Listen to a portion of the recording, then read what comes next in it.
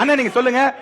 திருப்பூர்ல மீண்டும் அதிமுக அதிகமான இடங்களை வெற்றி பெற்று உங்களுடைய ஆட்சி அமைந்தால் திருப்பூர் மாவட்ட மக்களுக்கு என்ன கிடைக்கும்? நீங்க பிரச்சாரமா யூஸ் பண்ணிக்கோங்க.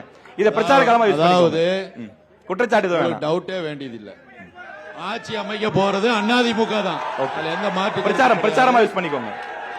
ஆட்சி அமைந்தவுடன் என்னென்ன வாக்குறுதி தரீங்க மக்களுக்கு? ஆட்சி அமைந்தவுடன் திருப்பூர் மக்கள் பட்டுக்கொண்டிருக்கக்கூடிய இந்த இன்னல்களை நீக்கின்ற வகையில இவங்க ஏத்தி இருக்கக்கூடிய சொத்து வரி, மின்சார குற்றச்சாட்டு வேணா.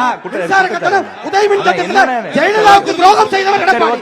இத பத்தி பேசினா நான் தோல்வி வரிய குறைப்பேன். உதயமின் திட்டம் கையெழுத்து யாரு? இல்ல இல்ல அவர் ஒண்ணு இல்ல. அவரே வரிய குறைப்பேங்கறாரு. அவர் வரி குறைப்பேன்றாரா? சொல்ல கேக்குறா. கையெழுத்து போட்டது யாரு? வாக்குறுதி அத சொல்லலாம். வரிய குறைப்பேங்கறாரு. குற்றச்சாட்டு சொல்வதற்கு அறிவு தப்பு இல்ல. குற்றச்சாட்டு சொல்ல கூடாது. வாக்குறுதி சொல்றேன். நான் ஆட்சிக்கு வந்தா வரிய குறைப்பேங்கறாரு. தப்பு இல்ல. திராவிட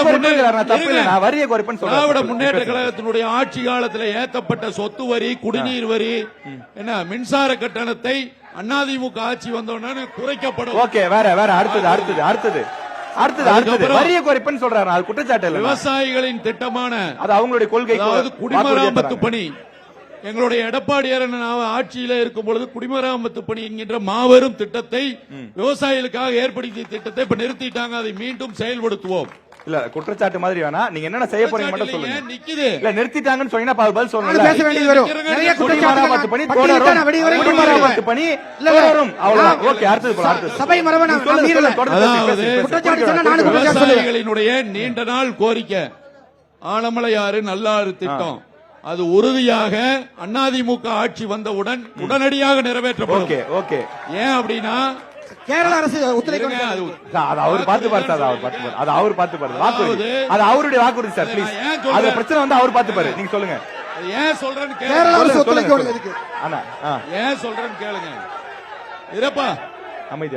ஏன் சொல்றேன்னா சொல்லுங்க, நீங்க தொடர்ந்து பேசுங்க. அது நாங்க ஏற்கனவே அதற்கு அந்த திட்டத்தை முன்னெடுத்திருக்கின்றோம்.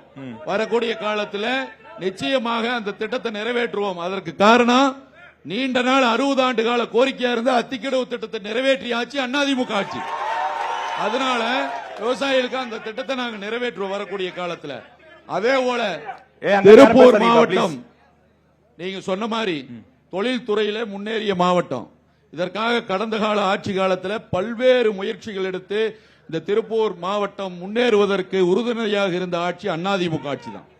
பல்வேறு திட்டங்களை கடந்த காலத்தில் வாக்குறுதி என்னென்னலாம் கிடைக்கும் அதாவது சாதனை அதைத்தான் சொல்ல என்னெல்லாம் கிடைக்கும். வேற 30 செகண்ட் டைம் முடிஞ்சிச்சு. ரொம்ப லென்த்தா பேசுறீங்க. வரக்கூடிய காலத்தில் இதற்கு தேவையான அனைத்து வசதிகளையும் ஒரு கட்டமைப்புகளை ஏற்படுத்துவதற்கு உறுதியான நடவடிக்கை எடுக்கப்படும்.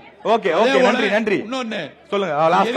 லட்சக்கணக்கான தொழிலாளர்கள், அதாவது தொழிலாளர்கள் எல்லாம் வந்து வேலைக்கு பல ஊர்கள்ல இருந்து வந்துகிட்டு இருக்காங்க. அதனால சுத்தி பற்ற இருக்கக்கூடிய கிராமங்கள்ல இருந்து வர்றாங்க. அதனாலதான் ஆண்களுக்கும் விலை இல்லாத கட்டணம் இல்லாத பஸ் நாங்க கொடுக்கிறோம்.